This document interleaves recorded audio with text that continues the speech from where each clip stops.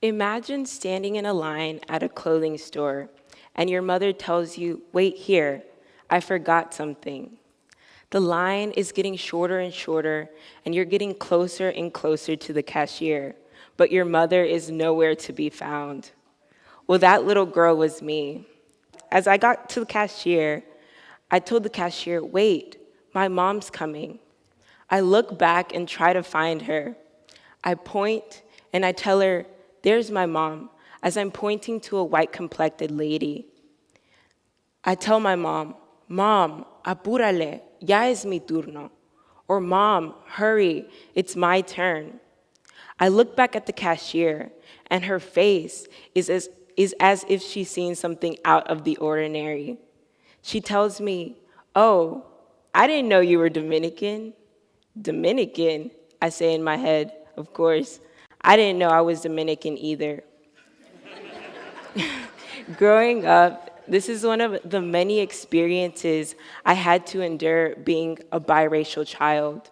I've been mistaken by only being one race and categorized into multiple ethnicities, and this was just the beginning. Growing up, I was raised by a white female of Mexican descent and a black male of Angolan descent. Growing up, I didn't really see the difference between my mom and my dad. They were just, mom and dad. But as I got older, things finally started clicking. I realized why people would give us so many stares and come up to me and ask me about my family makeup. The big difference was their race. As I said, I was raised my mom was from Mexico and my dad is from Angola.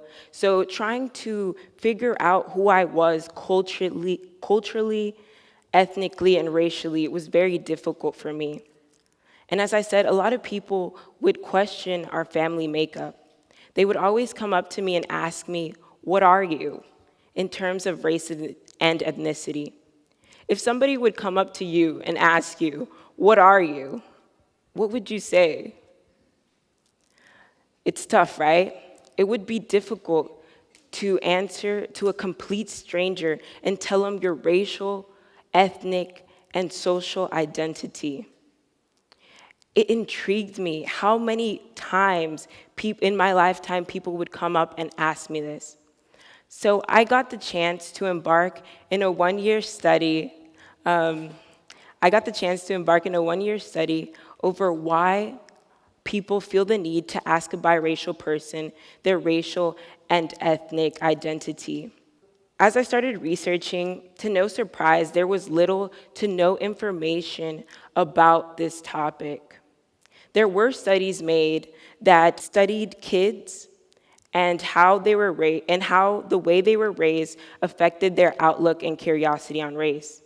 One study suggested that kids, due to the way they were raised, felt more curious. So for example, they put a kid in a room and showed him a picture of a white child and an Asian child and asked them, what was the difference?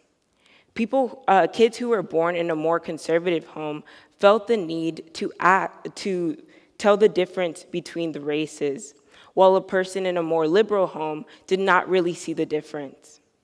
So I came up with the conclusion that people felt inclined to want to know my racial identity because we as humans feel the natural need to categorize people. We also feel the need to identify with others.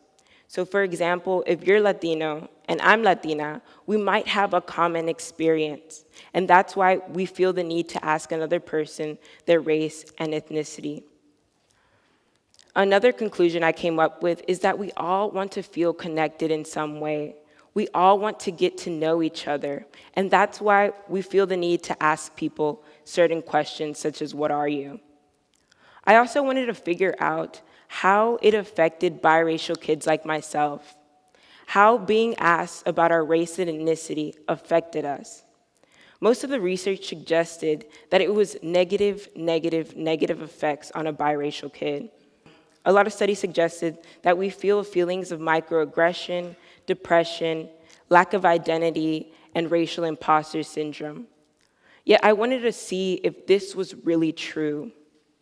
So I gathered a group of 8 students, and most of them were biracial, and I asked them questions such as, what motivates you to want to know another person's ethnic, racial, or social identity? I asked these kids who were not biracial what motivated them to want to ask a biracial person their identity. Most of them suggested that it was indeed because they wanted to wanted to connect with the person and get to know them. Also, they all suggested that it was just out of mere curiosity. For the second part, I interviewed these biracial people and asked them, was it really a negative thing to be biracial? A lot of people just said it was just annoying to be constantly asked about their race and ethnicity. And then I asked them, what did they think motivated these people to want to know their race and ethnicity? They all said curiosity. Once again, twice in my study, the word curiosity came up. So I decided to Google the word. And curiosity came about to be a strong desire to know or learn something.